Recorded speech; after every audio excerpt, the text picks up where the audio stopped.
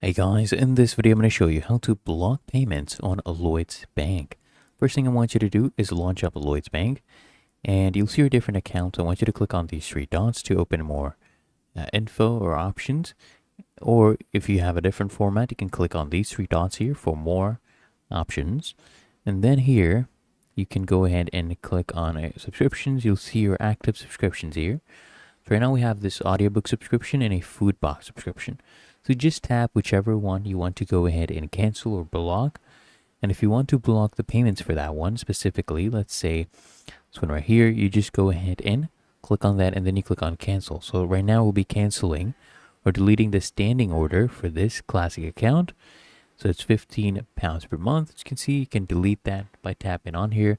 They'll ask you if you're sure and you just confirm that. Really that easy. If you found this video helpful, make sure you smash that like button and subscribe to the channel. Really helps me out as well.